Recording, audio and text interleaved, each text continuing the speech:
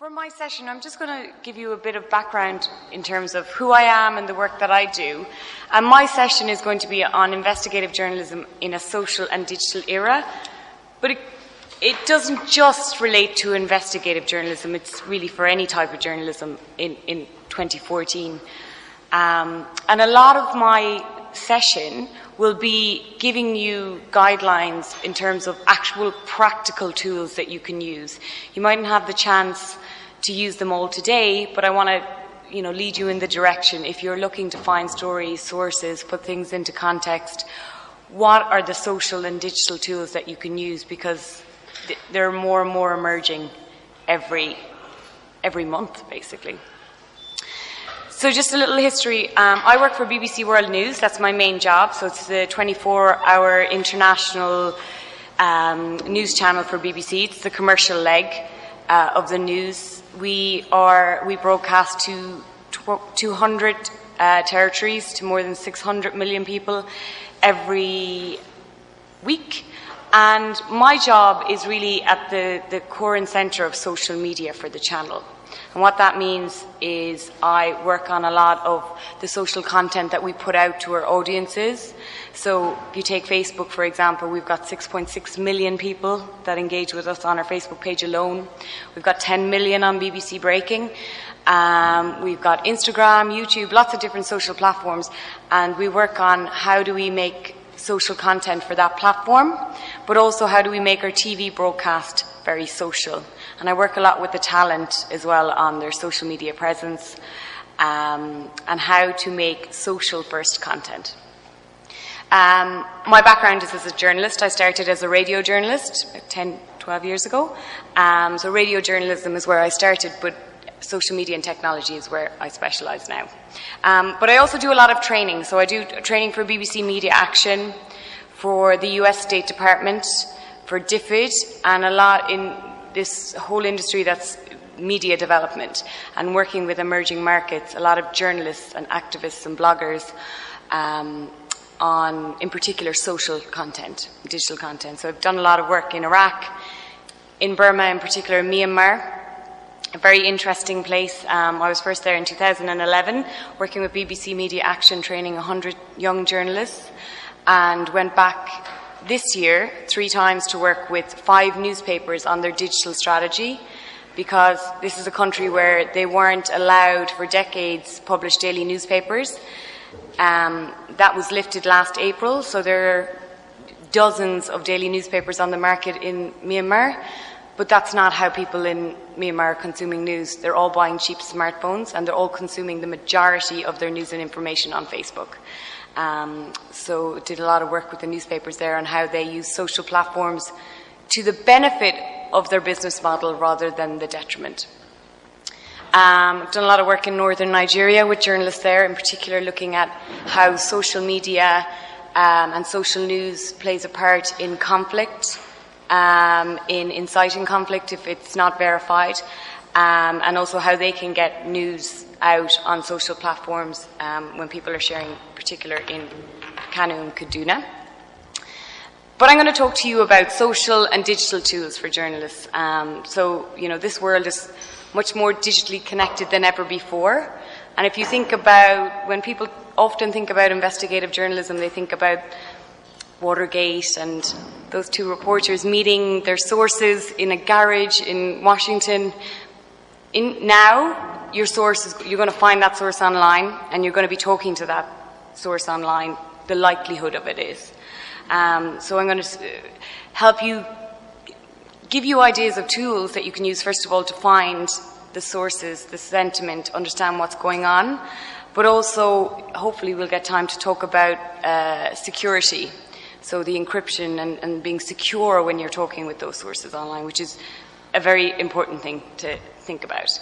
But there's so many more tools, and technology and developers are becoming more media savvy and news savvy, and every month I see a new news geared technology tool. So there's lots and lots more journalists that are turning to technology and using tech to solve their solutions, but developers that are looking to news and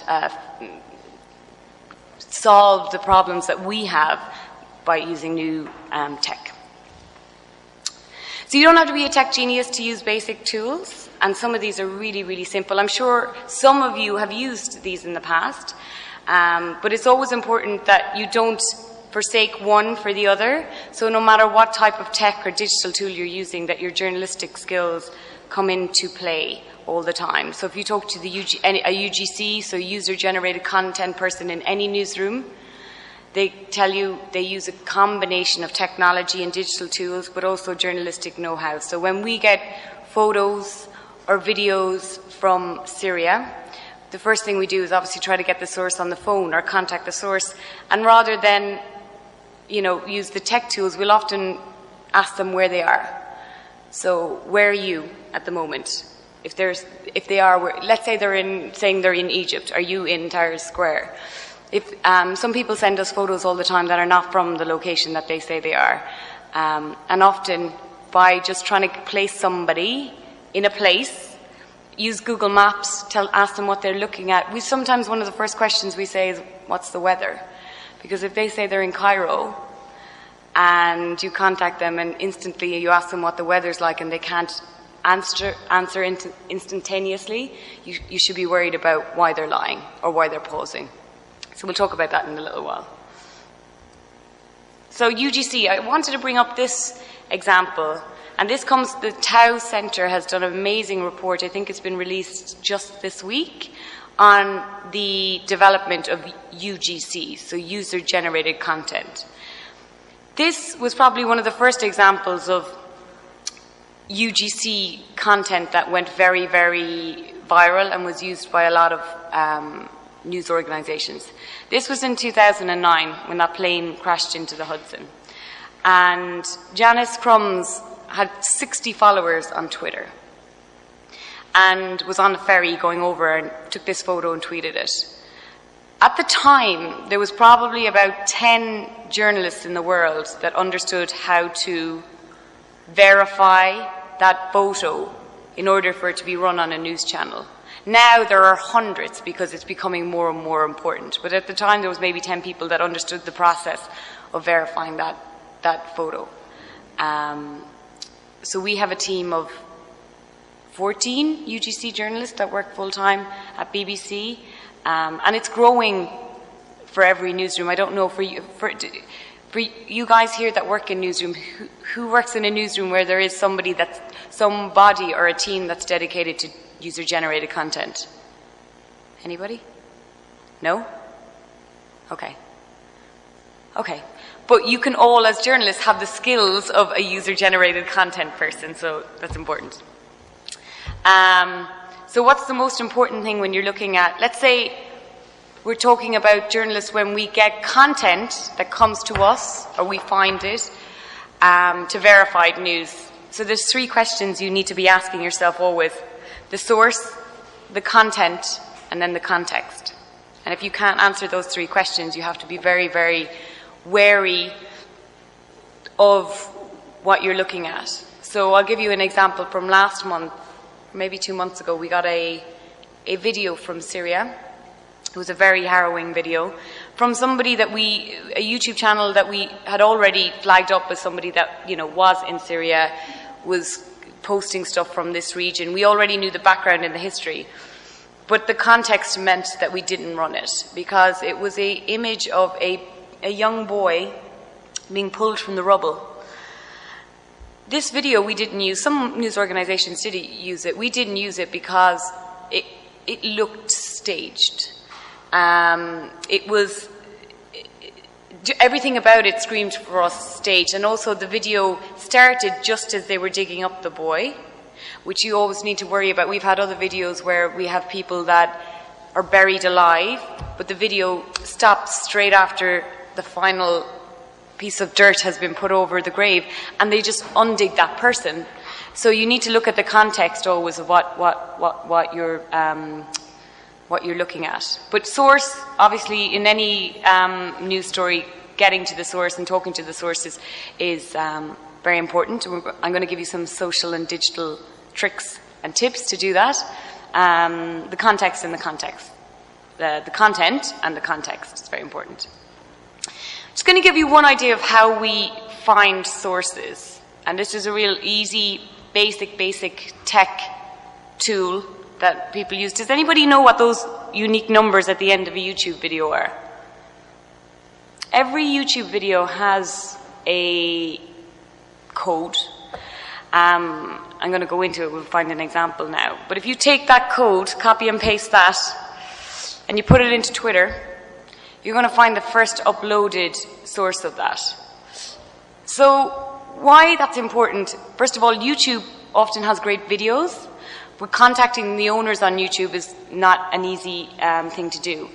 But most people that upload to YouTube will simultaneously or at the same time, if they have a Twitter account, upload it. So you want to try to find the first source of it. So especially if somebody's social media savvy, they'll post to YouTube and they'll also tweet a link. So try to find the first instance of it. You just use this little code. I might come out of and show you how that actually works in practice. Oh, how do I go back? How do I come out of this?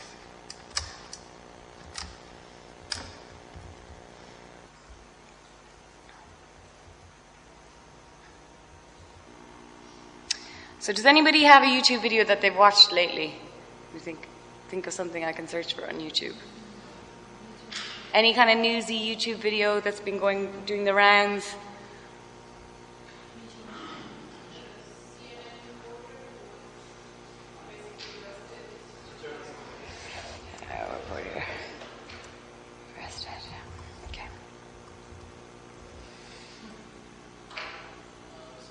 This one?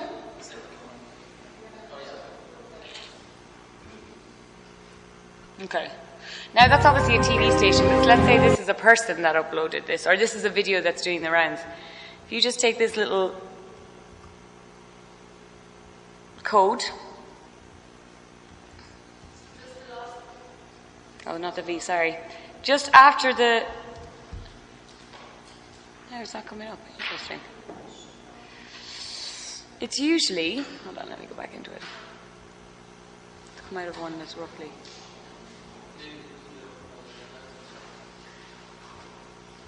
Maybe it wasn't tweeted. Hold on, that's quite strange. Let's see this one. It has been the most turbulent year in a decade of Turkey's political history. Clashes week after week, month after month in Istanbul and in other cities that resulted in the deaths. But let's say it wasn't the CNN one, and you wanted to go back. Going back through Twitter, it's 26 results. You can find the first person that tweeted it, which is often the person that uploaded it.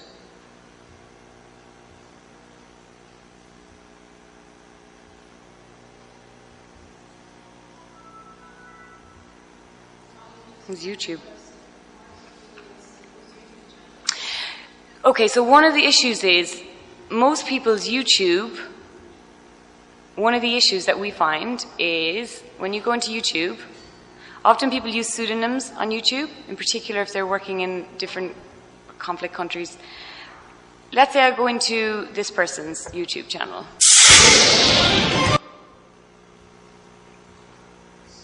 And then I want to go into... See this? He doesn't even show more.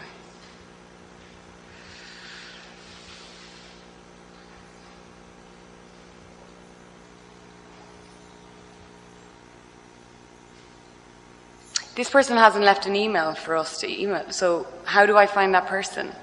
So most people, actually a good percentage of people that have a YouTube channel don't necessarily leave their email public for you to email them. And even when they do have an email in here, it doesn't get pushed to their inbox. So we do find that contacting somebody directly on YouTube isn't actually the easiest. Often what we have to do is, let's say you put this pseudonym through lots of social networks to find it. I'm going to show you another thing that we do often is, let's say this is a pseudonym, DG. Has anybody ever here used Storyful? Yeah? Has anybody used Storyful multi-search? So I did a lot of work with Storyful last summer in New York, and we worked on a tool at the UN that helped people search social platforms the way you search Google.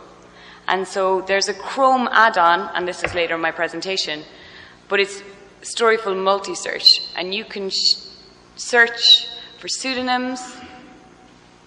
It's an add-on to Chrome. You can search for, like, let's say if I put this guy in. Actually, let's just search me. Okay.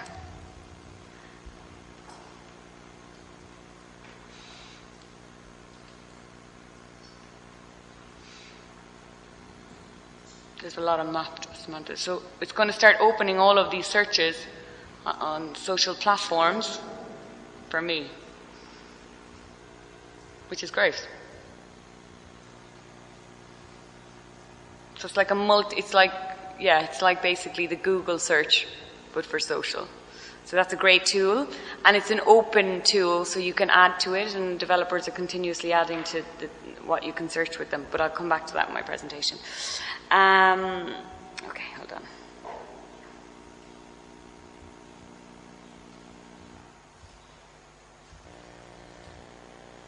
So that's just one of the little, tricks or tools that you can use. I can't underestimate the value of having Twitter lists, Facebook groups. Does anybody here create their own Twitter lists or subscribe to many Twitter lists? I don't know what each of your speciality is, but let's say if mine was health, I would have very specific, well-curated Twitter lists of health correspondents, people that blog about health. Like if you're looking for stories and leads, a well-curated Twitter list is essential, and also joining relevant Facebook groups. And Facebook now has interest groups, so you can follow people on Facebook without liking the page. I'll show you that in a little while. And then you can create YouTube email alerts. So for certain things, we have certain uploaders from, let's say, Egypt or Syria or Turkey at the moment, and they, time and time and again, every time they post something, it's something that we really should be looking into. We create email alerts, so we don't have to keep looking at their YouTube page that we get alerted. So using the social platforms as a real, as your own personal newswire is important. And that there's a lot of ways to do that. I'm going to talk about TweetDeck in a while. Who here uses TweetDeck?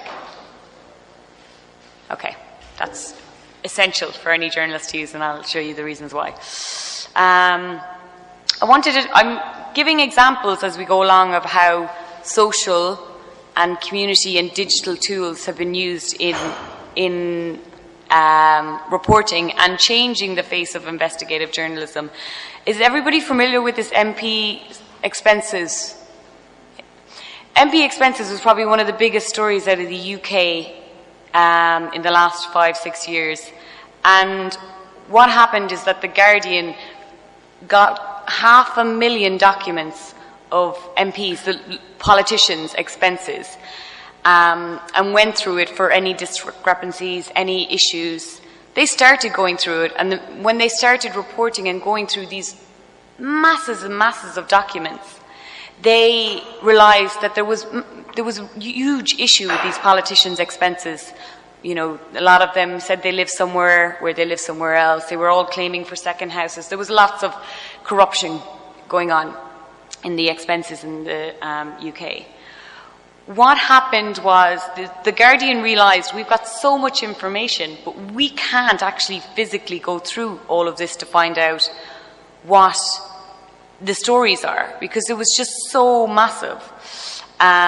So they posted it online, and they said, the Guardian have a very loyal community and leadership, and they said, readership even. They said, okay, we are halfway through. We've got all of these stories that have been all over the news for the last couple of weeks. We need your help now. So they enlisted their social community to go through the rest half of the documents. And they really encouraged this community to be part of the news process. They made them the collaborative journalists, and they did it in a really clever way. Well, they set community rules down, but they also started leaderboards of who had gone through the most documents. And they had leaderboards of who had found the most quality news from what they'd done. You see a little part of this as well recently in the disappearance of MH370. Well, it didn't come from a newsroom, but a satellite organization in the US trained 5 satellites on the ocean and got 500,000 people to start looking at sections to try to find if there was any debris from MH370. So using your social communities, using online communities for collaborative and distributed reporting is really one of the ways that social and digital has changed how you report. The days of investigative journalists where people are very afraid of, what they're reporting, they keep it very, very private until deadline and it's published. That's changing a lot, where people will say, okay, we've got this story, we've got this nugget, but we want your help. And you can use a lot of digital tools for that. Data Miner is this really interesting tool. It does cost a little bit of money that newsrooms are looking, and why, I'm going to show you a little video, but why Data Miner is really interesting, because it started predicting what's happening in a country, a city, because of the tweets. And I can't explain it as well as the video can, so I'm going to just show you really quickly what it does.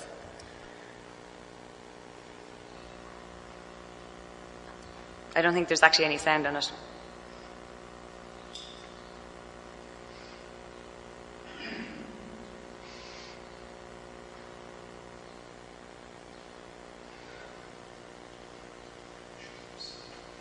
So what it does is it predicts, using certain words in a certain area, it looks at patterns. A lot of it is for bombs, actually, and explosions, but it can give a newsroom the heads up, 40 minutes before it comes through on the wires, because people are tweeting. It's quite an interesting little tool. This is Storyful Multi-Search, which I would encourage everybody to try. And anybody that hasn't used Storyful, they are an amazing verification organization. They started in Ireland and have now been bought by News Corp for 20 million after starting with a team of 3. They scour social platforms for viral videos or videos that people are uploading about a news story, and then they verify it and let newsrooms know that they can use it. But I'd explore Storyful a bit more for any of you that are interested in how to use social and digital platforms. TinEye. Does anybody use TinEye?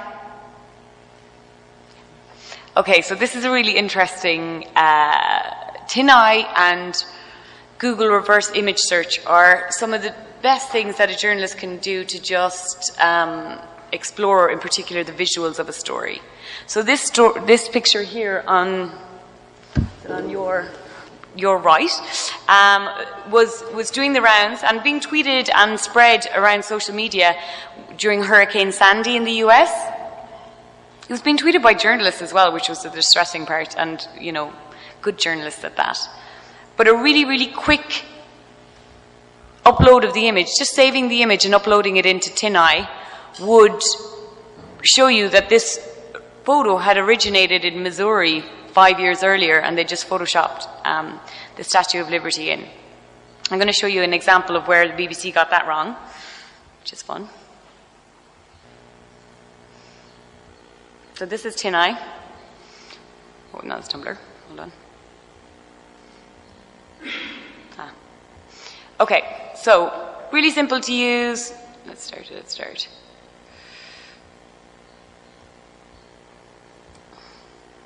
You can either save the file into your computer, or you click in the URL where the picture is. I've already picked a picture, and it's this of a massacre. And it searches 5 billion images, and what it does is it finds the first instance of it or a similar image online.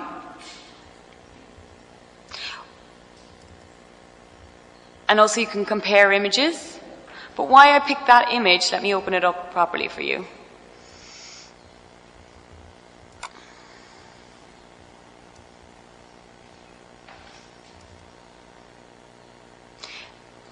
Okay, it's quite small on your screen, but...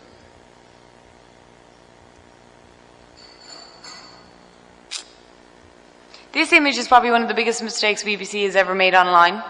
Does anybody, who knows the story? Okay, so in 2009, there was a, no, anyway, recently, in the last couple of years, there was a massacre in Syria, and online, BBC.com posted this photo to go along with the story. It was up for a total of 40 minutes before it became clear to the people the editors at the time, that this photo, while doing the rounds on social media and being shared by a lot of local journalists and regional journalists, was not from Syria. It was from Iraq in 2005.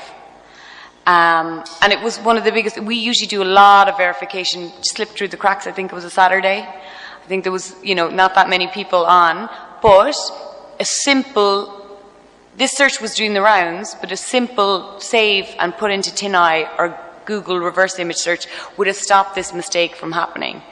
That's one of our mistakes. There's plenty more that lots of newsrooms are doing, but, using the technology at your fingertips. And also, I'm very skeptical of massacre photos, in particular on social media. So in Myanmar, you get a lot of fake photos from other places being shared about the Rakhine conflict. But as journalists and as newsrooms, you should be the ones that are verifying and, using this social and tech tools to show that they're not from those places. So TinEye, play around with it. It's good fun as well.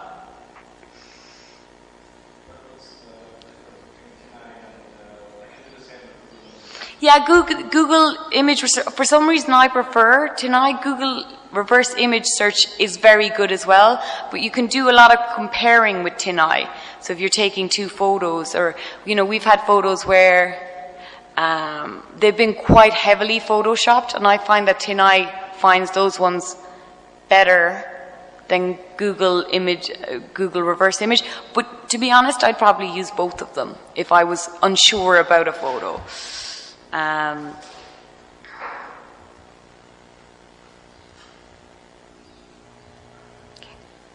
TweetDeck. So who uses TweetDeck here? Okay. You should all be using TweetDeck as journalists. It is one of the best tools a journalist can use in 2014. It's Twitter amplified. I'm going to show you how to use it, actually. We can have a play around with it in a while as well. I don't know why I keep doing it that way, but...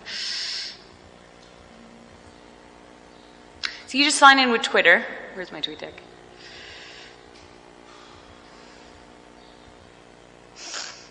Okay, so I've signed in with, these are the things I'm watching BBC at the World Cup at the moment, obviously, on my Twitter deck. But it's giving me things in real time. So it can also give you what's trending at the moment. There's a lot of Justin Bieber there that I don't want to put up, but or One Direction, that's always very distressing. But you can add, let's say something is happening and you want to watch, let's say a user. Maybe it is Hillary Clinton got an account. And that's not her thing.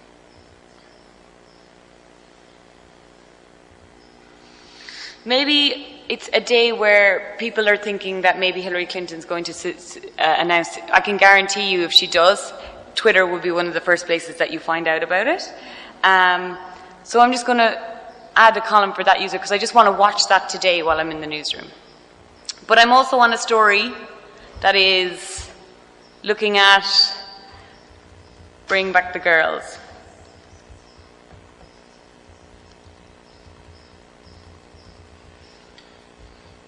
Or girls even. So I'm going to add a column, but what I'm looking for, I'm going to exclude, I don't want any retweets, and I only want things with media because I'm actually looking for people with images and pictures that I can use. And I'm going to take anybody out that says the US or whatever. Or maybe I'm going to search in English. Often I search in English and Arabic, and if something comes up over and over again in Arabic, I just try to translate it because they're quite big on social platforms and you can find stories quite good. So really good. You can also add, it's a brilliant tool. Just, play around with it. Trying to think. You can add, so the list that we talked about. So, Mandela Watch was a list that I created when Mandela was sick. And it was of lots of people in South Africa that were reporting on Mandela. And so I could have that open on my screen and be watching that as it goes. So you make the lists, and then you're following them as they go along. It's a really good tool to use if you want to play around with Twitter. Use it a lot. We use it a lot in the newsroom. And you can make certain... Just play around with it. It's brilliant. It's good. For anybody that hasn't used it, it'll be good fun. Followerwonk, which is an awful name, is... let's say you're looking for a Polish journalist, or you're looking for a doctor in Missouri, or you're looking... This is, again, it searches Twitter bios to find you the people that you want. So if they include information on their bio, you can search for a certain type of people or somebody's speciality on Followerwonk. So that's quite a nice one to use as well. Does anybody here use Topsy? Great one if you're looking at the sentiment of a story. So I'm going to show you that too. Somebody give me a hashtag that they've seen around or is popular at the moment. CMPF. Oh yeah? Okay. Uh-oh, the pressure's on now. Who's been tweeting? Where's the hash on this email? What am I? CMPF? Okay. Right. What it's going to show us, which is great, it's going to show us in the past 30 days, there's been 640 tweets about it. Past 7 days. And then today there's been 67. So it's giving you, some analytics over the time, what people are saying. It does not necessarily have to be a hashtag. It can be a word or a phrase as well.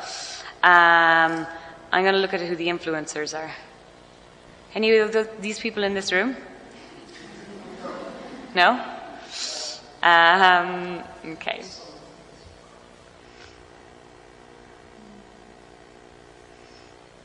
It's really good. Oh, look, there's our images. It's quite nice, kind of breaks down a story. And another one to use is, which I love, in particular if it's a global story, is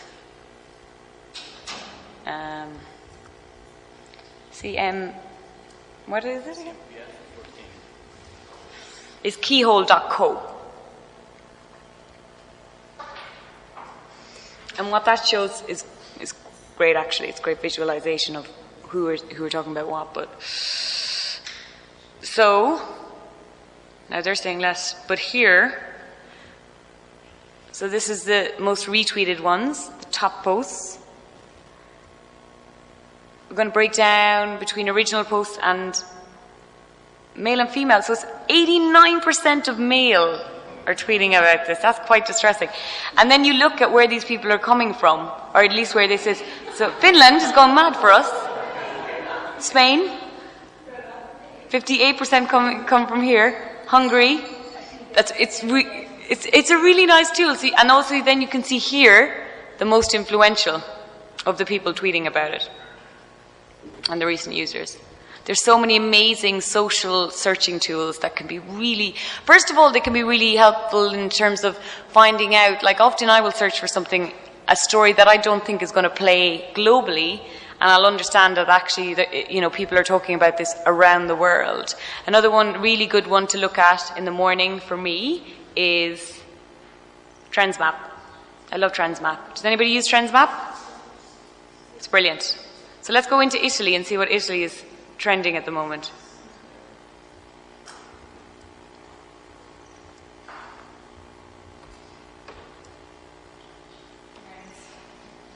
Oh, I was hoping we were trending down there. It's not working. Oh, is it?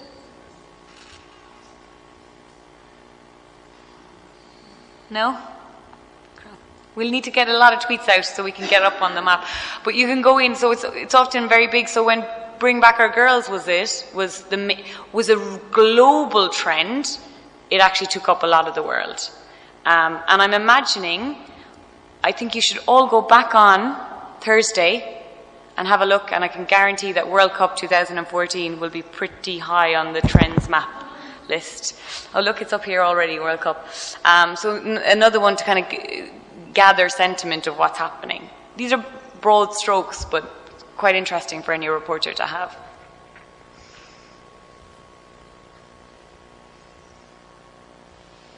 And also, Topseed lets you to go back in time to 2006, which a lot of social tools won't let you do, which is great.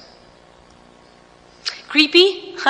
I've never used Creepy, but there's a guy who works in internet research in BBC, and he thinks it's amazing. And in particular for investigative journalism, let me get his name, he's done a great blog on it. What Creepy does is if people geo-target and check in on Twitter and Instagram and Tumblr or Foursquare or whatever it is, you can use all of that information to track their patterns, their route home. You can often tell.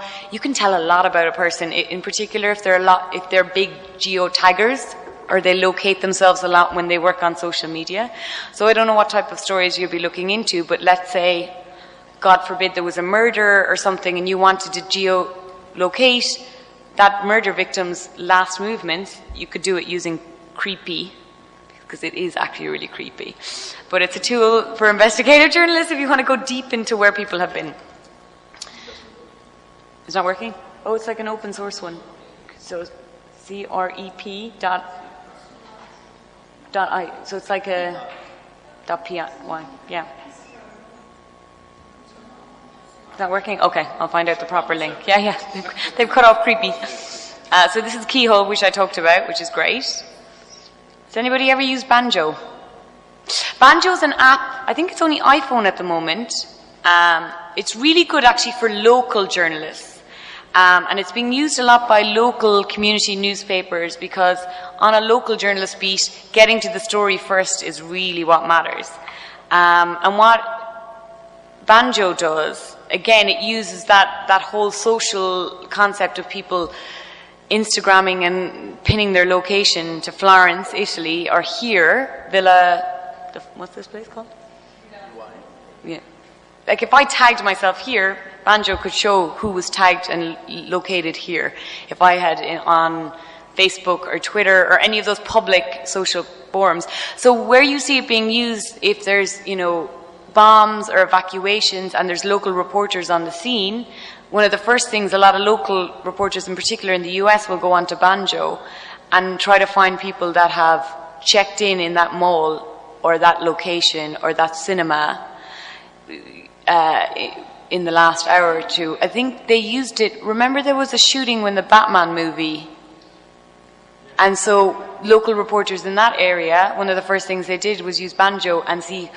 A lot of people check in when they're at the cinema and saying, I'm watching Spider-Man or watching Batman at whatever cinema, and it was a way for them to instantly find sources and contacts. So it's a good tool to have. I think it's only iPhone at the moment, but maybe it's being built into Android.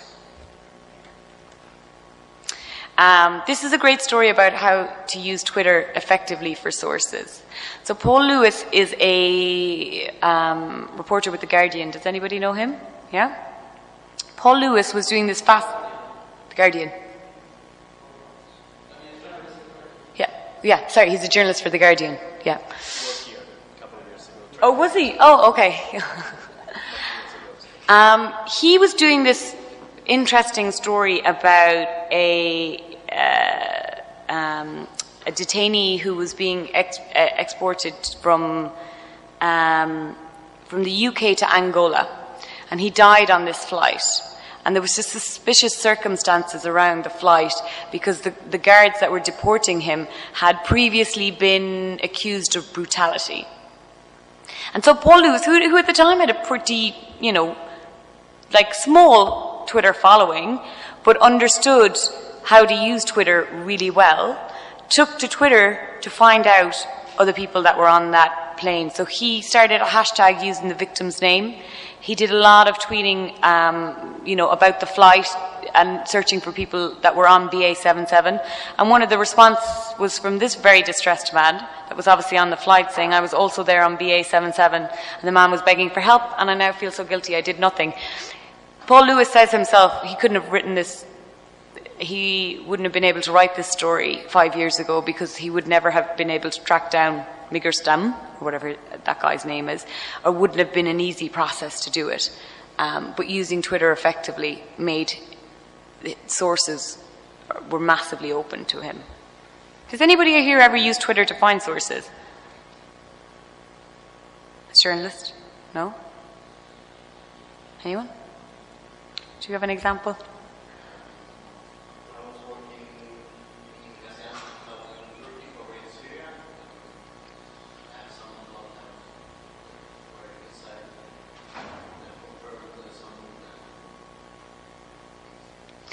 I think for all of you guys, in particular if you're not using Twitter and Facebook really, as a news gathering tool, you're really missing out. So if you're interested in, if you take like ProPublica, have this great example of how they use social tools. So they wanted to do this story on medical errors in the US. And so they started joining all these Facebook groups of parents and victims, people that were talking and discussing, things that had happened to them. And then they reached out to the people in these groups and they sent them a Google Docs questionnaire in order to kind of get a gauge of what the medical errors were, what the actual instances were.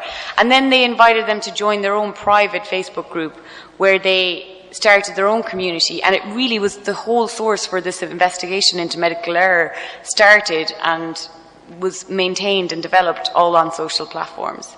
So if you're not using Facebook and Twitter and the resource that's there in terms of people, groups, interests, you're really losing out in the news gathering process. It's very important. I'm going to show you as well from a great team that we have, BBC Trending. They actually, does anybody here ever watch BBC Trending? No? They do a lot of looking at what's happening socially, but a lot of their investigative journalism now is based on what stories that exist purely online. And I'll give you this story they broke. It was one of the first things they'd ever done and was covered by The Guardian, The New York Times. Everybody covered it after them. But they did it because they understood how to get into social platforms and find out the stories that were happening. I'm just going to play it. It's only 2 minutes. No. Or not. Actually, I'll find it somewhere else.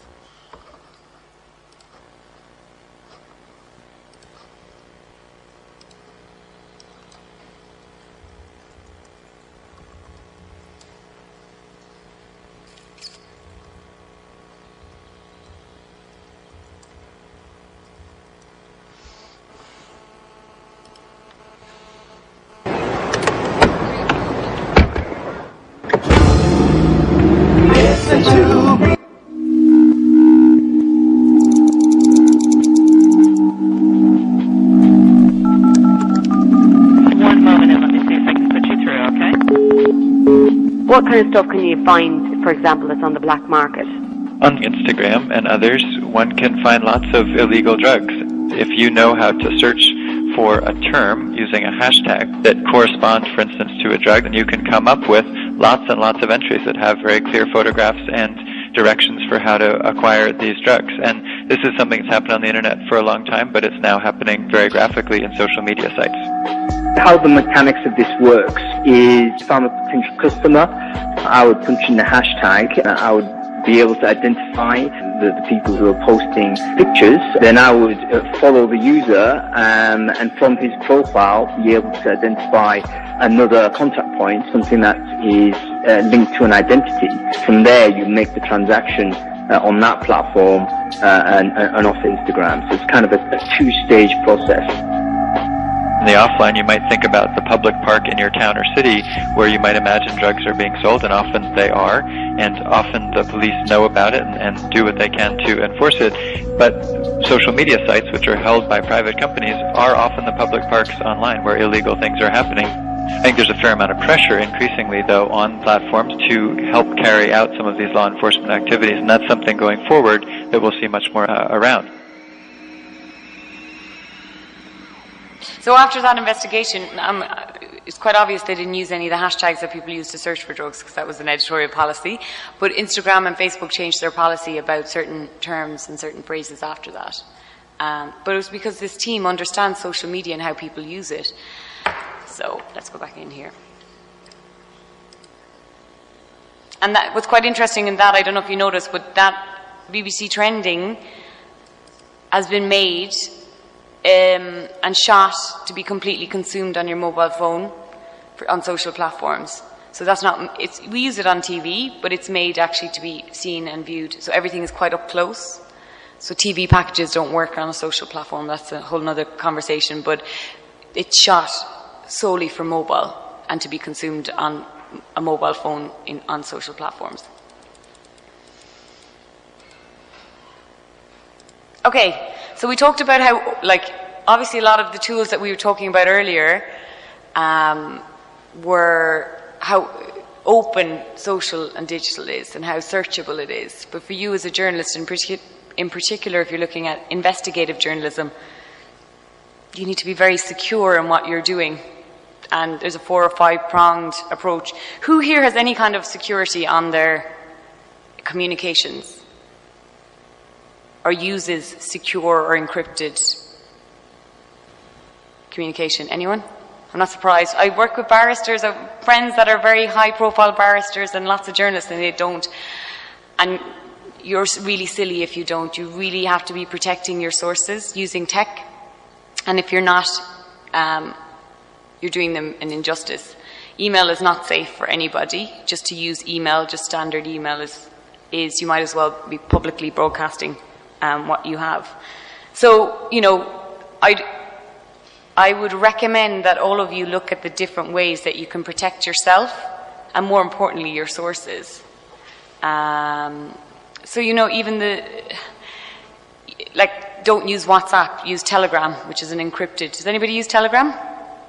So that's encrypted instant messaging. You can have really secure conversations on that. So I wouldn't WhatsApp people. I would always, and also WhatsApp is now, you know, owned by Facebook, who is pretty flexible with their privacy settings on a monthly/weekly basis. So yeah, I wouldn't use that. So, you know, I would look into using CryptoCat off the record. There's a lot of, I can send some notes that maybe we can email everybody. I added this as an add-on because, to be honest with you, this is, you know, a day, 2 days of training of being super secure, but you're all journalists, you should be exploring that anyway. Looking at and making sure your chat is encrypted. It's very easy to make your Gmail chat encrypted and off the record, plugins depending on what machine you're using.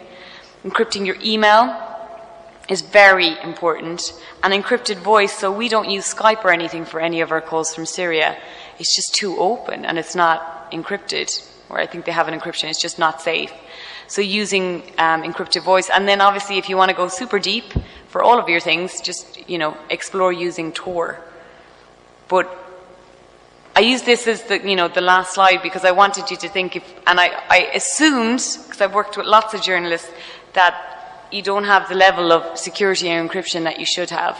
So I will pass on some basic notes on what you should be doing, even in your searches, email, WhatsApp, all of that communication, because if you're not making it secure, I would always assume that it's open for everybody to look at. And I'm not just talking about governments. Okay, any questions?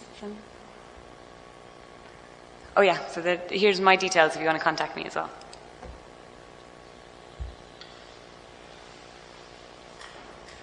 Thank you, Samantha, a lot for the great, amazing overview about so many tools that I had no idea about that. So yes, do you have any questions? I mean, especially from the security part, I think that do you have any curiosities about to protect yourself? Samantha, for sure, have some other tips that can be useful for you? Or? basic question from my side. Does the other part, have to have CryptoCat or? Yeah, the other person should. Yeah, but it's, you know, there's quite an interesting story. I don't know if anybody read I think it was a long Vanity Fair piece on when Edward Snowden went to Glenn Greenwald with all his documents, NSA documents, and he contacted Glenn Greenwald maybe 2 or 3 times, and he said, I have a story for you, but I need you to encrypt everything, and I need you to, you know, I need you to do this to your email, I need you to use Tor. And Glenn Greenwald said, oh, that's too much hassle. So he went to Laura, what's her name, the documentary. So Edward Snowden ended up giving up on Glenn Greenwald for a little while and going to Laura, I can't pronounce her second name, the documentary maker, and eventually she convinced, and Glenn Greenwald's lawyer convinced him to use this encrypted security basics in order to get the story. But he had been approached by Edward Snowden 3 times and asked to encrypt his email, and he thought it was too much work. And if, like, for any of you guys, if you go on public Wi-Fi at the airport, you're just asking for trouble.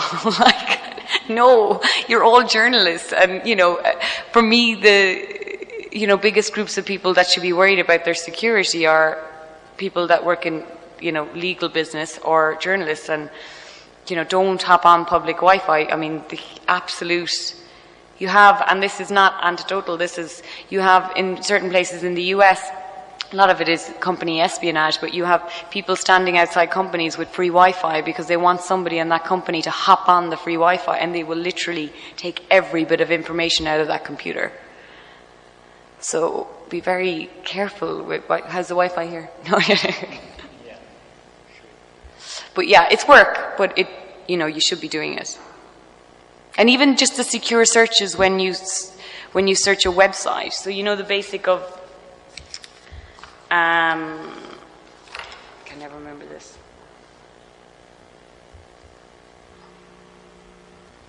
So let's say,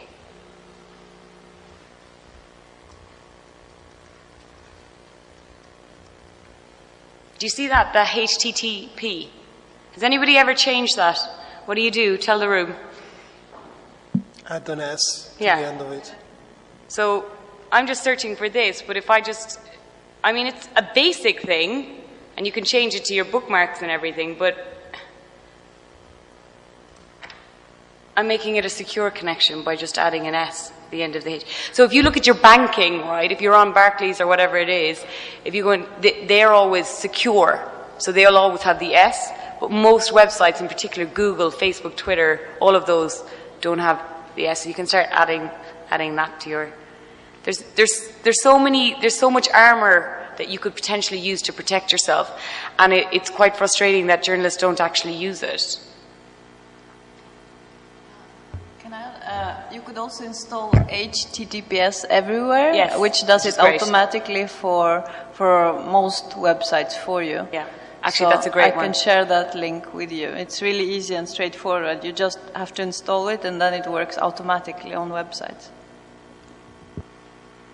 And that's like step 101 of like security online, which is and a great start. And I think what's quite interesting for me is when people just start exploring the possibility of how secure they can be online, it becomes quite a nice project to take on. Any other questions? Maybe I would add on this as well that, I mean, this, for example, I think it's very, very important. I'm sure that you agree on this, that to protect yourself, to protect your flow of information, but at the same time, in order to secure also your sources, there are also a lot of tools that can protect information that you record yourself. I mean, for example, we are overexcited about the power that we have with our mobile phones, going on the street, taking pictures, but we also know that it's so easy for us to take those pictures, but it's also very easy for somebody else, like the police or somebody else, to take that mobile phone and use it for a purpose that is not exactly the purpose for which you took that picture. So there are tools, the Guardian Watch, I think it's called. Guardian Watch, Guardian Witness. The Guardian Witness, Witness, do great stuff. It's one of the tools useful that you can install. It's a very simple, very well done app that you can install in your mobile phone, and this allows you to protect to edit the pictures easily in order to disguise them. I have some more notes on that as well. And so you can, for example, remove the face of people, and in this way, it's a good way to protect the sources or the contents and so on. And there are, of course, tons of these kind of tools. I just tweet in the tweet feed the Digital Security in a Box, which is an amazing group of softwares put together by Tactical Tech. And you can get a good overview about things and available software. There are free softwares that you can use in your activities, everyday life, and to protect yourself and to protect your sources. And Tor is amazing is the best tool to protect your surfing the internet. But there is also the OrWeb, which is the equivalent of Tor that you can install in your mobile phone. And this protects not only your surfing the web, like on the laptop, but also your use of your mobile phone. And yeah, Tactical Tech do a great. If you're interested in even just a digital starter kit, Tactical Tech, I think they're out of Berlin. They do a great thing, and they work a lot with politicians and journalists. They worked a lot in the Middle East, and I've seen them go into a room and nobody take them seriously until they come up with the mobile phone and they're showing a prominent politician. Isn't this your email? Isn't this your Facebook? Because that's how easy it is to get in to somebody's email and Facebook and all of their, if you just know the right things. So yeah, Tactical Tech, they do great little, you can download a starter to digital security. And Internews have a booklet that I think they're renewing. Internews have a booklet on digital security for journalists around the world. I'll find the link and I'll send that on too. It may be a bit silly, but I don't quite understand. If I have, for example, an encrypted email and I send an email to somebody with a Gmail account, or somebody with a Gmail account sends an email to me, will that be traceable via that other? Via Gmail? By the other person. It's almost like a chink in the armor, because unless everybody in the communication is encrypted, it's not secure. Okay. You're on the way there, which is great, but unless everybody in the conversation is so off the record. It could be traceable back to my encrypted address. Maybe not back to your address, but definitely the communication itself. Okay. Okay, thank you. About the phone conversations, how to protect our phone calls? Do you have some? So there is encrypto. I haven't used a lot of them, but there is definitely. Let me get my notes. There's hold on.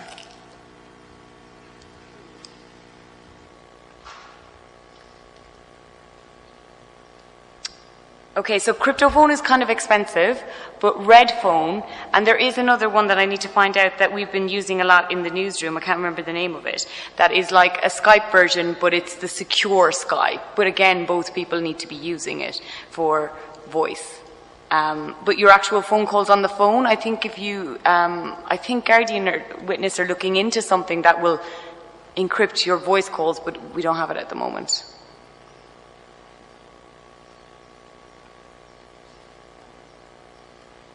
Any questions on the start of the presentation, or the social searching, or using social and digital tools for, kicking off a news story? This is a bit different, but it relates to social media and kind of like things, gossip websites or journalists would use. And actually I saw that many cases in Hungary in the journalistic groups, that someone posts something to Facebook and another journalist is a friend of him, in terms of Facebook obviously, and maybe that person doesn't have a very good way of protecting his posts, so maybe it is turned to public, so anyone could see what he or she is posting. And other journalist sees it and writes a blog post or an article about that post. And many journalists were outraged by this use of Facebook as a source. What policies do you have regarding this? Do you think it is a problem, or? I think I work a lot on social media guidelines and things like that as well. I think it says it in the word, it's social media, and unless you're prepared to get on the radio or go on TV and say whatever you're going to say on social platform, don't put it there, you know. And I'd almost say the same about an unencrypted email, because it is a media. And I've come across this a lot with, and in particular, journalists in Asia and Africa, where they have brilliant journalistic ethics when it comes to writing for their newspaper or working for a TV station or a radio station, but you put them on a social platform and they are crazy. So, for me, it's a hard and fast rule. If you're not going, it's a media, it's a publishing platform. I don't care what your privacy settings are. You're still publishing it to somebody. So don't, we had a case at BBC coming up to the European elections where one of the editors of the coverage of European elections tweeted something about UKIP, which is the United Kingdom Independence Party, is quite right wing. So this is an editor working in our newsroom, and she said, made some sarcastic comment about them being chauvinists and old white men. She is doing the election coverage. Of course, she got taken straight off the election coverage because she'd gone to a social platform and given it a political bias. But yeah, I would, as a rule, as any journalist, you don't publish something on a platform unless you're going to stand by it with your journalistic ethics.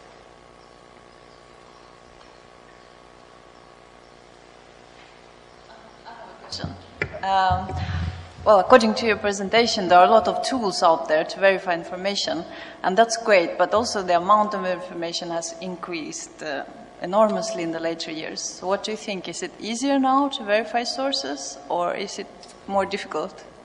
It's kind of a funny one. It's definitely easier to find content. I don't know whether the verification is getting easier. Maybe it's actually getting more difficult. I think, that's why if you look at Storyful, they have 700 different Twitter lists of verified sources that they go to. I think there is a lot of noise, but the whole idea of being a news organization is that you're filtering and verifying the truth amongst the noise. It is harder sometimes, but often it's harder sometimes to find the verification, but because people are on so many different social platforms, it's often easy to track somebody down in the first case. Like if you message somebody on Facebook and you're not friends with them, it will go into the other box.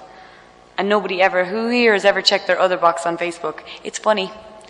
Some marriage proposals, there'll be a couple of, it's quite funny what you get from the other box, but most people never check it. So if you're a journalist and you're trying to contact somebody directly on Facebook that you're not friends with, it's a harder route. So you often have to go through a different social platform. Twitter's quite easy if you mention them in tweet. I'm trying to think what else. And often there's an email that's attached to at least one of the social platforms that you can use. To answer your question.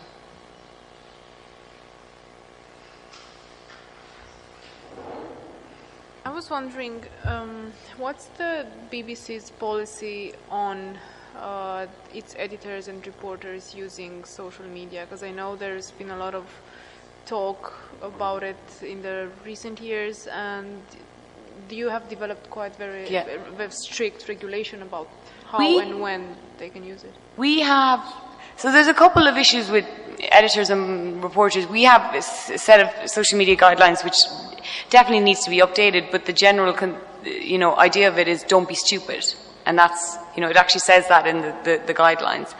One of the things that we've no problem with people using it as a source and personally, but again, as I mentioned earlier, not showing political bias is essential if you work at somewhere like the BBC, that you don't come across as supporting one political party over another on social platform, or you're not seen to be promoting a company.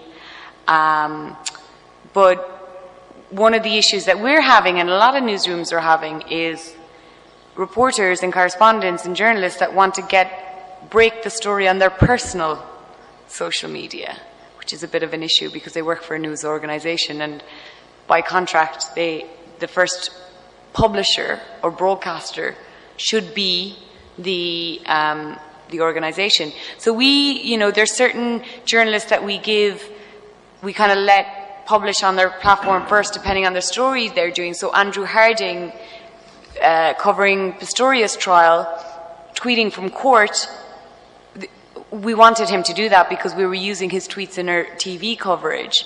But if we weren't feeding that into what we were actually doing, it would have been a massive conflict of interest, obviously. And that's one of the issues that newsrooms are having, where reporters are personally scooping their own organization on social platforms, which is a little worrying. Thanks for the presentation. So relating to Sorana's question, I have a question regarding the codes of conduct, like the ethical conduct of journalists at BBC, for example. So you disclose information in the news organization first, but you have an ethical conduct, because last week we discussed a lot about ethical journalism. Mm-hmm. So, our code of conduct is that we're supposed to be the first publishers of the information. And then if you want to link or talk about or give content analysis. But that said, a lot of our reporters and journalists use social platforms in part of the news gathering, so they're tipping off the audience to what story they're already covering. What was the second part of your question? If you have some guidelines, like you as journalists, you have agreed codes of conduct? We do, like, if you look at, I can send you all the copies. I have the social media code of conduct for AP, BBC, Reuters. A lot of them are outdated, to be honest with you, because it changes so dramatically. A lot of them, including ours, were written, I think ours are being updated as we speak, but were written, when Facebook was in its infancy. So it's a very different ballgame now in how people use social platforms. So a lot of them have to move on. A lot of them are either too strict and unrealistic about journalists using social platforms. I think one of the most important things is that you disclose on your platforms who you are and who you work for. I think not enough journalists do that, and they pretend to be a separate personal person on a social platform when their whole identity is the fact, and they should be super transparent in the fact that they're a journalist for a news organization. And that would, if you're not putting that in your bio or your Facebook, you're being a little underhanded, to be honest. How do you stay up to date about the digital revolution, all this social media? Like, do you attend trainings, or how can you be so up to date and know everything about this social media? So I do a lot of training, but I'm a member of a lot of groups, so on Facebook or Twitter, and I do a lot of work with, these social organizations, so Storyful, Facebook, Twitter, and it's usually, if you become interested in it, it's always kind of the newest thing emerges. Some, like, for us in the newsroom, it'll often be, I'm trying to think, like Banjo was a colleague that introduced me to that, so if you're working in a newsroom and you're interested in technology and social, a lot of it is sharing. So at the moment, the latest thing that I've been trying out is a couple of apps. Like, I always try to try out maybe 1 or 2 apps a week, new ones, see what's happening. And one of the ones that's out at the moment is TunePix. And I look at it from a point of view of whether we could use it as a news organization, but it's the Instagram with music, basically. That's what they're selling themselves as. And I think it's just the curiosity. Journalists are naturally curious people, but what I find is journalists are naturally curious people, but a lot of journalists have a reluctance when it comes to technology and digital. And I think your curiosity should extend definitely into that area, because the amount of satisfaction you can get from understanding what's happening on social platforms, sentiment, getting your security right, it's there. You don't need to know how to code, or it's not mathematical. It's actually just taking that curiosity of a journalist and applying it to digital and social tools. Okay. Sheila? Thank you. Hi. Thanks for the presentation. It was really very useful for us. I would like to ask about the ownership of your social media profiles. It's always been a question, especially if you work for a big company. So if you have followers and developed 1,000 during your social media stint, does the BBC, what is the policy of a big organization? Do they take away all your LinkedIn contacts? And also, is it ideal to have more than one social media profile, Twitter or Facebook or LinkedIn or any other? Thank you.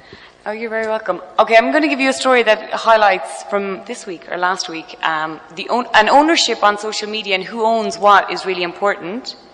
I'm going to give you an example. I don't know if everybody saw last week where Obama was working out at the gym and he was filmed on a mobile phone, and CNN ran that footage. And we so badly wanted to run that footage on social platforms because I knew, first of all, it would get a massive engagement with our audience, and engagement is key. And it was kind of a funny, nice news, but it still had a news angle about the security element of the whole thing. That video was everywhere and was being shared everywhere. And so we had maybe 3 or 4 discussions in the morning about whether we could use it on our social platforms. It went from yes, we can, because it's fair trading, so it's a news story. So under fair trading, fair deals laws, if you work in a newsroom and there's something that you can't clear the rights for, if it's newsworthy enough, that it can often pass that test. But we decided not to run it because we couldn't. We tried our best to contact the man that first uploaded it. We had his Facebook page and everything, but we couldn't get any answer from him. And if we had played it, because we're a big news organisation, there was a chance, it may have been a slim one, that he would have come after us for thousands of pounds. So we decided not to run it. I think BBC is extra cautious when it comes to things like that. Other newsrooms aren't as cautious and will use people's photos without asking them for credit. We won't take anything off Instagram or Facebook without trying to contact the person and ensuring that they get credit. We don't have money to pay for it, no, but unless it's some amazing video that we really want. But we are very concerted about the owner, whoever posted it owns it, and unless they give you the rights to use it, you shouldn't be using it. That said, there are a couple of places where that doesn't, so that's what I'm talking about, images and pictures. If somebody tweets something, we can use that without contacting them. That's our policy. They're tweeting into a very public social media platform. And again, we use that without, so we often, let's say the Iranian talks are happening, we'll go through Twitter and see what politicians, what people in and around the region are saying, and we will quote and use those tweets without ever asking for credit, because the people are going to that platform and using it as a public broadcasting platform. We won't use their pictures without asking them, we won't use their videos, but we'll use their words because they're taking to a public domain to broadcast. What was the second part of your question again? Is it useful to have both a public or a private social media? So I have it is useful. I have Facebook. Who here has Facebook follow or has enlisted Facebook follow onto their... Every Facebook account, you can be yourself, and I'll show you. Okay. You can be yourself, but also be a public journalist. So... sign in now.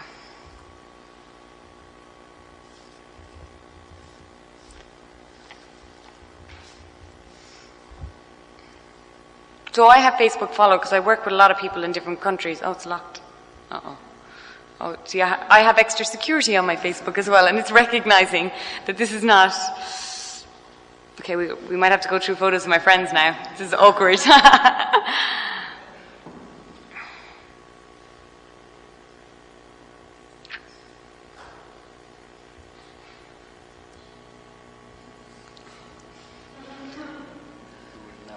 So that's Jonathan Luff. He was David Cameron's digital advisor. Nice guy. God, I don't know who this is. That's Alec Ross, Hillary Clinton's senior advisor. This is like the senior advisor.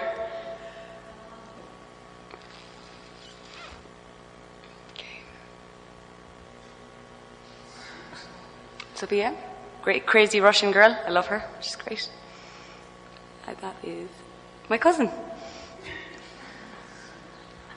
Sometimes you go through this and you're like, oh, I didn't know I was friends with that person.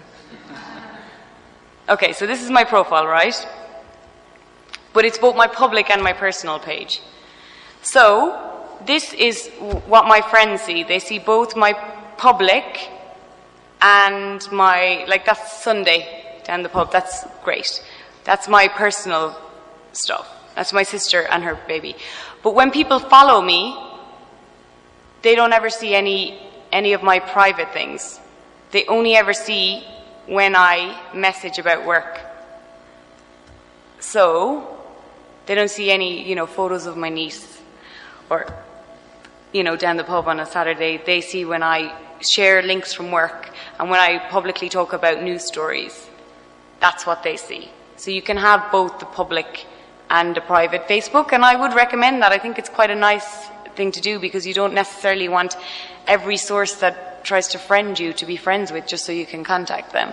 Twitter, yeah, definitely use Twitter. I don't use LinkedIn as much as other people do, but some journalists find it amazing as a source of speciality people.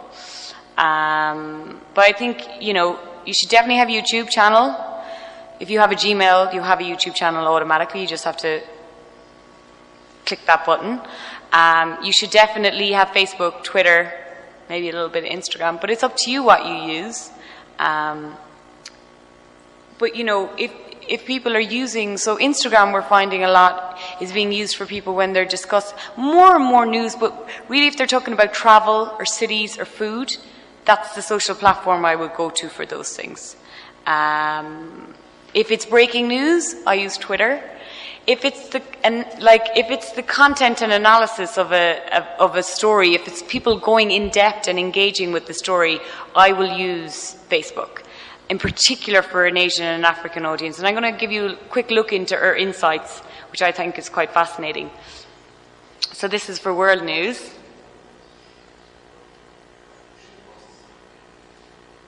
I know, right? Tell a show. Awkward. We show everybody.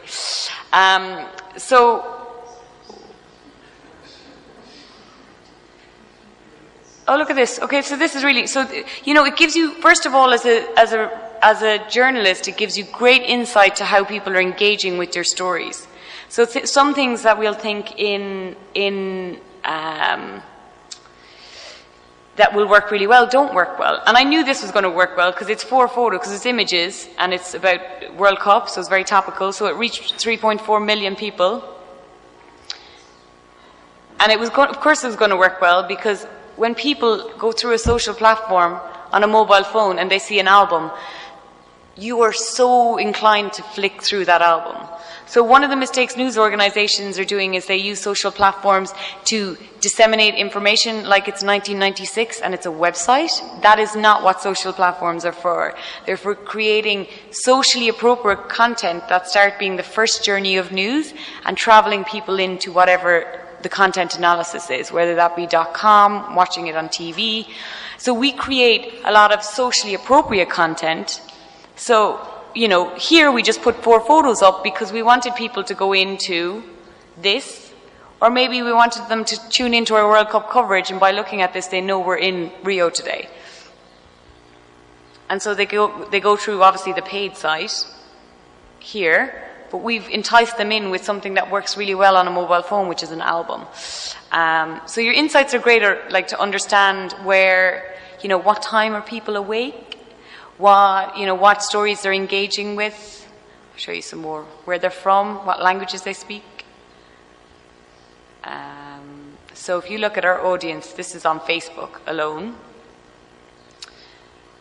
Now, it says 30% women, 70% men. I don't agree with that. And why I don't agree. Why I don't think that's right is because I've worked in a lot of countries where English is the second language. And I've seen people do it, rather when it comes to the box where it's gender, men and women, men is the first one, and they just tick men whether they're a man or a woman. So I think the skewed numbers in male and female is a bit off there. But India is their biggest audience, the US, Nigeria, Pakistan, UK, Bangladesh. And then we can see all the languages that they speak, which is great. And often we use social platforms to, let's say we're doing something, I'm not going to post this now, but let's say, you know, I want to get reaction from Rio, right? So I'm writing a story and I want something that we're putting on TV, I want it to be targeted just to Rio, so I can schedule it, but I can also target it, so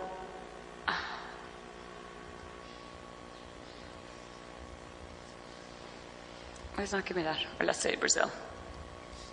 So I'm getting a post and I want something, we've only 120,000, and I'm choosing that location, and I just want those people in Rio to look at this, and I want them to engage with it, and we did that a lot actually when it came to Ukraine and Russia.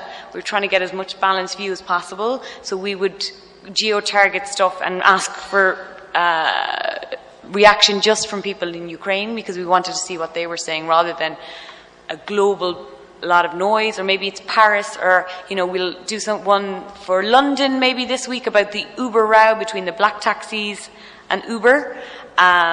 It's quite a handy little tool to use. Do any of you run or use Facebook in your news organization, or yeah? Do you personally contribute to it or manage the pages and stuff? How do you find it? I find it interesting. I'm one of the 2 managers of the Facebook page of our TV program, and it's quite interesting to see what people respond to. From my experience, there are two hypes during the day. It's usually 9:30 up to 10:30 in the morning. It's basically the time when people get to work, and what do they do first? They log into Facebook. That's when we get most clicks and hits and comments. And then the other time is in the evening, around 9 o'clock, 10 o'clock. And they respond better to photos than videos, even if they're short, even if they're 30 seconds to up to 1 minute teasers for our program. It's still photos that get the most huge engagement. We're doing a little bit of experimenting. We were talking about social platform, about this concept of dayparting in journalism. Has anybody heard of dayparting? And it's actually better if you work in a specific country rather than a global market. Dayparting is this concept. A lot of people have researched how people consume news and media in a social mobile era. And a lot of the research has come back and said, if you're writing something and it's Monday to Friday, and it's between 9 and 5, you want to keep it less than 90 seconds, you want to keep it less than a minute. You're getting what's called the young, smart and bored at work. But they have very short attention spans. And the idea of dayparting is that your longer pieces, in particular online or on social platforms, and the lengthier things you put on at the weekend, because people are in bed with their iPads and they have time to go through that long article, while on a Monday to Friday they're on the tube with a couple of minutes to get a grasp of the news. So we've been doing a lot of concepts, and it's actually worked really well in terms of our engagement with our audience, where Monday to Friday we do a lot of really short, snappy headlines, snackable news, and then at the weekend we do a lot of longer consumption of news, because on Facebook or Twitter or even YouTube, because we know people have often more leisure time and more time to read those long articles or look at those longer videos on YouTube at the weekend. It's kind of an interesting concept. If I ran away in time, what am I supposed to be doing now? All right. Any more questions? Just a step back. If I'm using one of the security tools you have shown us, but the person or the people who I'm in contact with don't, how can I be sure to be not... That's a hole in your armor, basically, right there. The idea is that, in particular, if it's, as this lady asked earlier, if you want it to be completely secure, you anybody involved in the conversation has to be on the same page. But it's not that difficult, in particular if you know how to do it, to pass on that information to whoever you're talking to. You know, I've got all my friends who are lawyers now on Telegram, and they were massive WhatsApp users, and, you know, it took a little bit of education to get them on Telegram and get them using encrypted instant messaging. But it's becoming the norm of our communication. So all of my journalist friends and my legal friends, I try to get on that because I don't want to WhatsApp them about whatever it is. It's a little bit of education. And also it's a little bit of the evangelist. So if you are saying this is amazing, this security is brilliant, this is why we need it, it's quite, it's good to have everybody involved.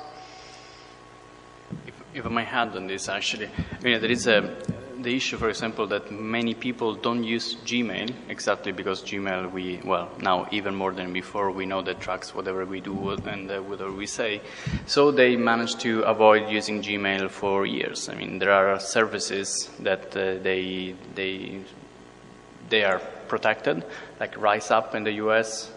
In Europe, we have Autistisch Investigative, which is actually an Italian organization.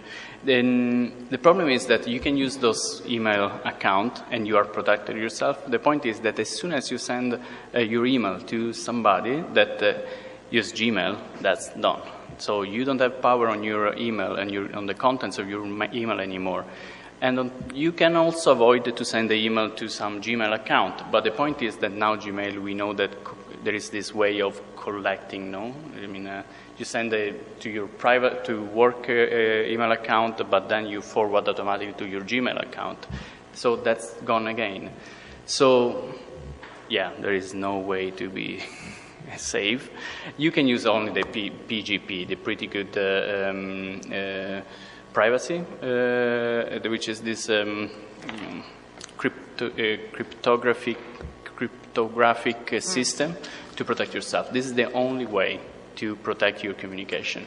PGP and OTT? OTR?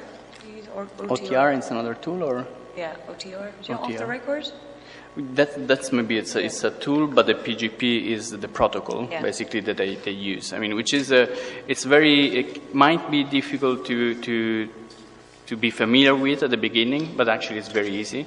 And this is the only way that you have to protect your communication. But at that point, it's going to be a one-to-one communication. And so if you need to protect a source or you need to communicate something in a secure way, this is the only way to go.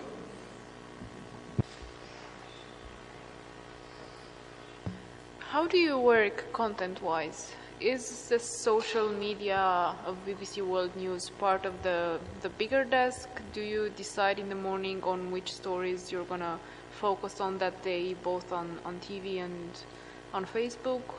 So this is quite a new thing, actually.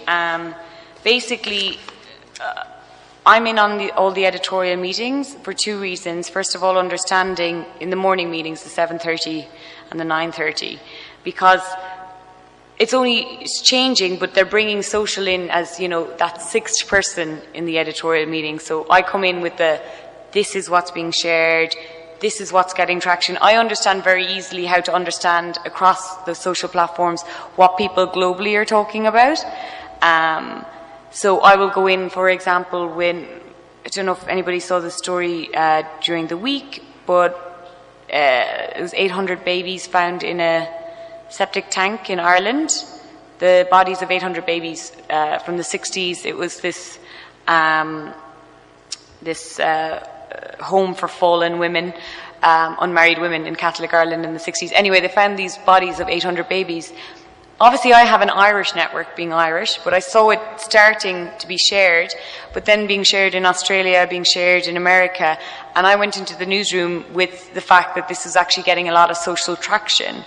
And it pushed it up the news agenda. So that's one of the reasons why we have social in the room, because we're trying more and more to react to how people are sharing or engaging with stories. Really good example of that is Bring Back Our Girls. We had it quite high on let's say we, led with it on Focus on Africa, which is our African TV daily show, but the other programs didn't really take it as seriously. Not take it as seriously, it was lower down on the news agenda. But when the social campaign happened, it pushed it massively up the news agenda globally, and in particular for us and for US audiences. So that's one of the reasons. But also we use it, I'm in the meetings in order to make sure social is part of the news gathering process. So if you're asking for questions or reaching out to people. And also, again, as I mentioned, not using social platforms as an afterthought. So we've done something for TV, let's just put it on social. It has to be, this whole multi-platform experience, because we know when people are watching the TV, the likelihood is they're on another tablet or another phone. And if we're not engaging with them on our platforms, we're losing half their brain, basically. Do you get what I mean? Yeah. Like, who here watches the TV without their phone anymore? I don't know. I try hard to do it sometimes, but who watches the TV without a phone in their hands and they're flicking? It's, that attention is very bad, right? And entertainment programs do it really well, where when you're watching TV, you're also engaging with their content on Twitter or whatever the platform is, in particular if they're pushing a hashtag. News is falling behind in that multi-screen experience.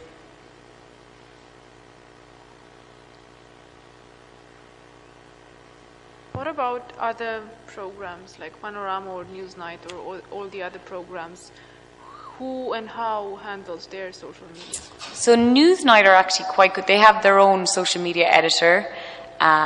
They are doing, quite innovative stuff on social media, or at least trying a lot with Twitter in particular when it's going out. So the individual programs will often have a digital producer. For things like Hard Talk and the travel show, I often go in and embed myself with them for 3 or 4 days and try to change what they're doing on social, but it's a short-term fix rather than a long-term one. But there should be, everybody should have a digital producer. And not even a digital producer, like the producers on the programs should be digitally savvy, basically. And not all of them are. Question? No. Any more? No? Yeah? I've just one, about PGP. There's written that the developer is Symantec. They did also Norton. And I know that years ago there was not a scandal, but they had they let data through to Microsoft things. So, how do I know that they are safe? Because it's a big company. It's not someone like an open source product where people are behind, they say, okay, it's about safety. It's one of the biggest security companies in the world. So how do I know that they are safe using something like this? Do you want to take that? Yeah. Yeah, that's correct. I don't know exactly the scandal, but the most important thing is that a free software, meaning that it's open source and people can keep controlling that behind PGP there is still a transparent way to secure your privacy. But regardless the software, anyway, the issue is that the technique and the logic and the generation of the code that protect your privacy, it's there, so nobody can really break that way of securing your communication. However, if you want to skip these semantic issues, I'm not sure whether it's the owner, since it's a free software. The PGP was developed by Zimmerman, and Zimmerman at some point they had something to do with Symantec, but anyway, Symantec developed the more user-friendly way to get the PGP coding of your communication, but there are plenty of other software and tools that can do exactly the same for you, and these are free, not managed by Symantec, because exactly the core of the software, it's available to everybody, so everybody can develop the most user-friendly way to create the code. However, if you want to skip that, there is the GPG, which is the GNU privacy good thing, something like that. And the GPG is, there is always, again, the same logic, but it's developed by the GNU. GNU is not Linux, which are the same people that developed Linux. So the all people that the hacker community did that, they are developed open and free software since the 80s, Richard Stallman and those guys there. So if you rather want to skip the PGP, you can use the GPG, which is anyway, use the same logic and is extremely good.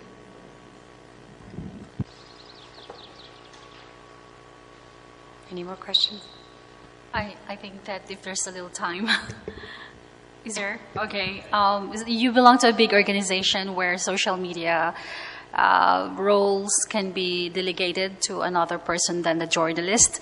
How about the freelance journalist and small journalists who work for small firms?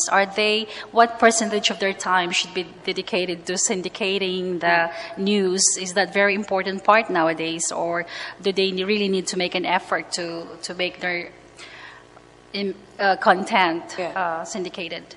I think if you're a freelance journalist for a start, social media is probably one of the best places for you to broadcast your news, create contacts. I mean, I think, I got asked to speak here because he follows me on Twitter and right? You follow me on Twitter? No, that was it? Wasn't it? I do now. He does now, okay. But it's a good, your social media awareness should be a big part, in particular if you're a freelance journalist, because it's great for contacts, sources, news gathering, and also just the dissemination of your stories. For small news organizations, I think it should still be a very important part. Yes, they mightn't have the resources where they can dedicate one person, but everybody in that newsroom should have to contribute to the social media presence. And why I think it's important, in particular in smaller, more local news organizations, is community building. So they depend on communities and loyalty. And one of the best places to build those kind of communities is on social platforms and manage those communities and engage with them. Because gone are the days, traditional media is very much a dialogue. It's a news editor or whoever's putting together a paper deciding what is the lead, what's page 2, what's page 3. Social media is a whole different ball game, and it's a dialogue. And if you're a news organization that's failing to get involved in that dialogue, you're being left behind.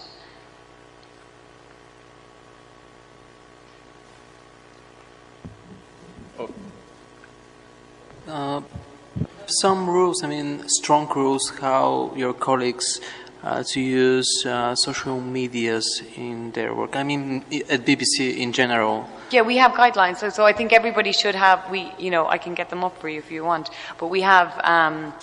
Let me check.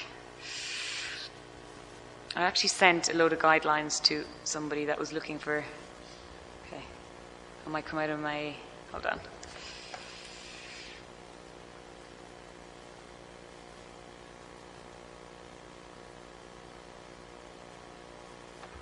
I don't want to show you all my email, so I'm going to come out and I'll get some of them up for you. Hold on.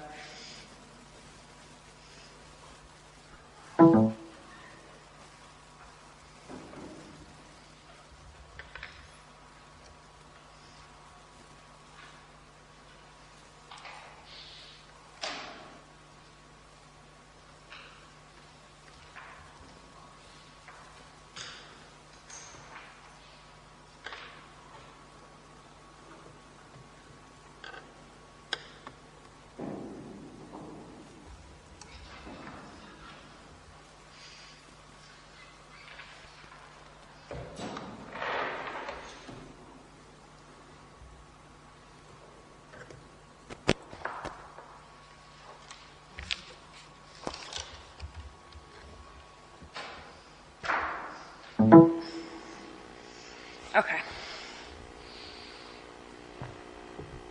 So this is, it's very basic, our social media guidelines. So not doing it under the name of BBC, for the core account and editors. So we break it up to personal activity, people that are doing it for work. And again, summarize, don't be stupid. We can't discuss our work publicly. Political preference is the big one that we talked about earlier. That's really important. Conflict of interests have to be, put up front. And then there's the activity of the core account. But it is very, very, very basic. We keep obviously going back to, you have to, in everything that you do publicly, you have to go back to editorial guidelines. So they should be, they should dictate what you do on social media as much as they do on traditional media. So I've got loads of these. I've got everybody's. So like the Canadian Institute,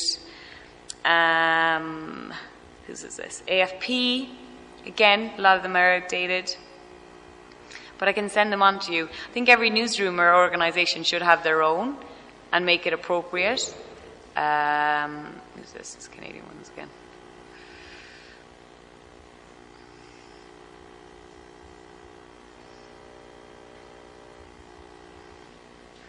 I can send you on these so you can forward them to everybody. But, Reuters, I think the New York Times were, these are in full. I know it's not, they're not huge because you don't want to be dictating what people can and can't do, but you want to give them some guidance. Any more questions? Do you have a coffee break now?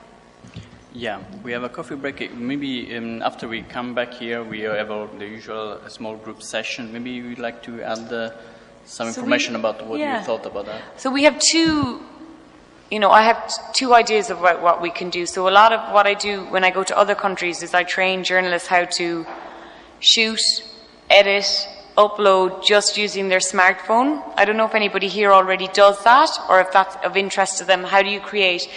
And for me, it's in particular to be used on social platforms, but often it's used on TV. So how do you make a 90-second engaging edited piece using just your mobile phone is a possibility of one thing that we could do, but that's a very practical hands-on session. Or else what we could do is explore a lot of those tools that I mentioned in the first session. So using TweetDeck, because I was distressed at how many of you don't use that. And setting up your personal TweetDeck depending on what your speciality is, what you report on. That could be a really nice thing to do as well. So let's say if you go together in groups, like maybe you do politics in this country or whatever, we can say, okay, what do you need to be covering? What lists do you need to be exploring? We could do that as a session. It's up to you as a group, though, which one you'd like. I can't do both, but I can do, let's say, either social tools or mobile journalism. How long is the session? Okay. Yeah, we can manage. Okay. We have time until 6, basically. So okay. What would you like to do as a group? So, do you want to have a vote? Yeah. So, who wants to do mobile journalism? This is a half and half. Who wants to do social tools? Okay. The first one won, but I can definitely do some social tools towards the end if I send you out in little groups. Yeah, you can split it into groups. Yeah. That's an option. We could do that too. Yeah? Okay. Fantastic. So let's have a coffee break and see you in a bit. Does everybody have a...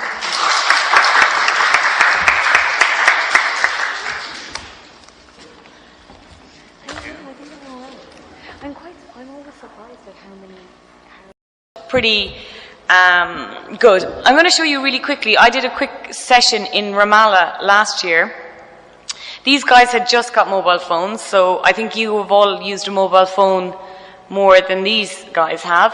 And they made a video on their mobile phone of how to make a video on their mobile phone, which is all. I'm just going to give you a quick look because they give you some tips as well. But this is an idea of like, this was a 30, 40 minute training session with them. Maybe it was an hour. And by the end of it, they were able to create their own videos that look, in relatively quite good.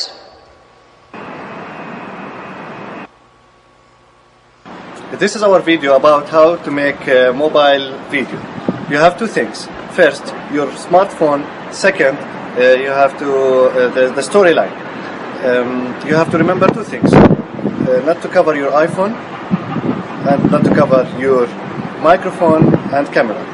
And you have to remember another thing, the lights. The lights has to be in front of you, not behind. Remember to take 3 types of shots. Wide shots like this one,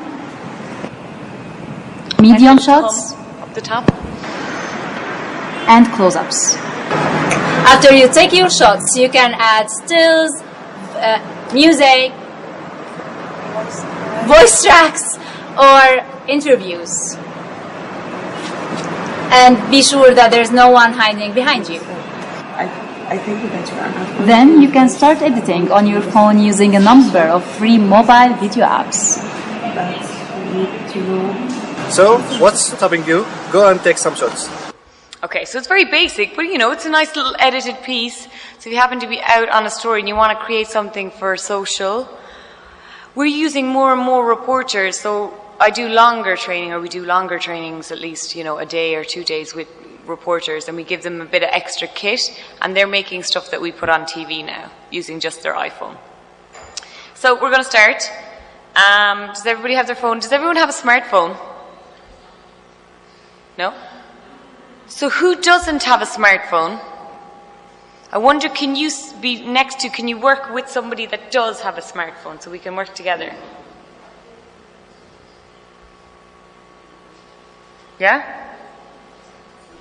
Okay, so who doesn't have a smartphone? There's like three people. Okay. But for those that don't have it, it will be more and more used, in particular in coming years, and even those that do have a smartphone. This is, you know, this is a whole mobile reporting kit in your pocket. And I just want you to think about the potential of that. So the first thing is I want you all to look at the phone. And I want you to look at it now no longer as a phone, but rather as your video camera. And so the first thing I would do is go in and put on airplane mode. Does everyone know how to put airplane mode on their phone? Yeah? Airplane mode? I'm going to come around during these sessions, by the way. You have airplane mode now?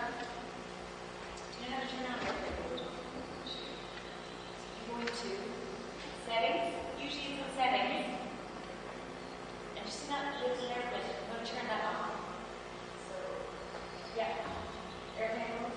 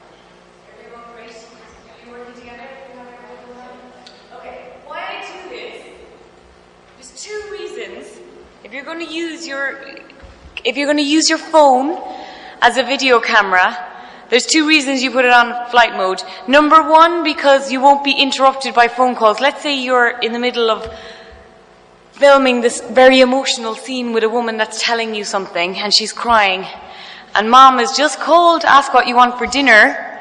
You're interrupting your filming by that. It also, for me, becomes no longer a phone or somewhere to check your Facebook. It becomes solely a camera.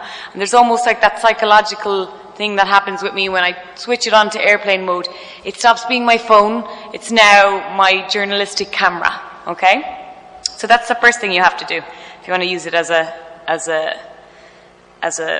video camera.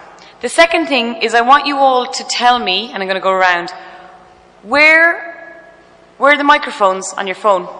Because one of the issues is, and there might be more than you think, sound is one of the biggest obstacles when it comes to using your mobile phone as a reporting tool. If you have any money to invest, if you have a microphone, normally get a jack that makes sure it goes into a microphone, into your whatever your phone thing is. If I was to invest in one thing to add on to mobile reporting, it would be a microphone. And if you have a microphone already, it's easy to get a jack. And the second thing is you can get a little tripod for your iPhone, which is quite nice. But we'll talk about your body being the tripod in a while. But one of the biggest issues is if you're trying to do sound is most people, unbeknownst to themselves, when they're videoing on their phone, they're muffling their microphone by the way that they hold it. So I want you to look at your phone and tell me, sometimes there's 3 or 4 places that sound goes in where the microphones are on your phone.